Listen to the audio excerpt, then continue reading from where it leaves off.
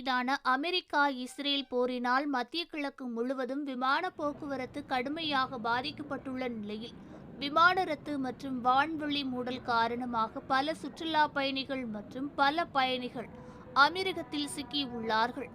Emirates, எத்திகாட் Airways, fly Dubai மற்றும் Air Arabia உள்ளிட்ட முக்கிய அமீரக விமான நிறுவனங்கள் தங்கள் நெட்வொர்க் முழுவதும் விமானங்களை நிறுத்திவிட்டது.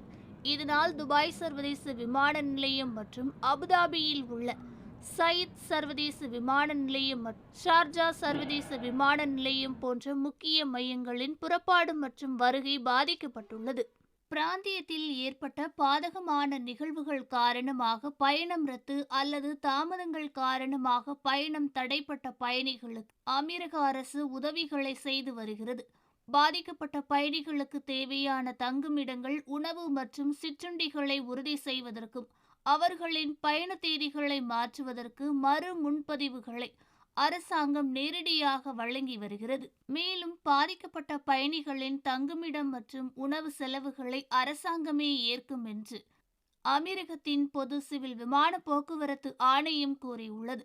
கடந்த சில மணி நேரங்களில் மட்டும் விமான தாமதங்கள் காரணமாக சிக்கி தவித்த சுமார் 20,200 பயணிகளுக்கு தேவையான ஏற்பாடுகளை விமான நிலைய அதிகாரிகள் முடித்துள்ளார்கள் என்று அமீரக அரசு கூறியுள்ளது.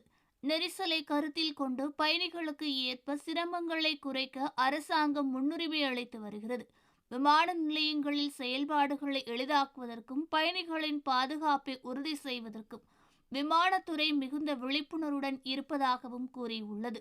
ரத்து செய்யப்பட்ட விமானங்களுக்கு இலவச மறு முன்பதிவு மற்றும் பயணத்தை திரும்பப் பெறுவதற்கு தேசிய விமான நிறுவனங்கள் வசதியை செய்து வருகிறது. இதனால் பயணிகள் கூடுதல் அபராதங்கள் இல்லாமல் தங்கள் பயண திட்டங்களை சரி செய்ய நெகிழ்வுத்தன்மையை வழங்குகிறது.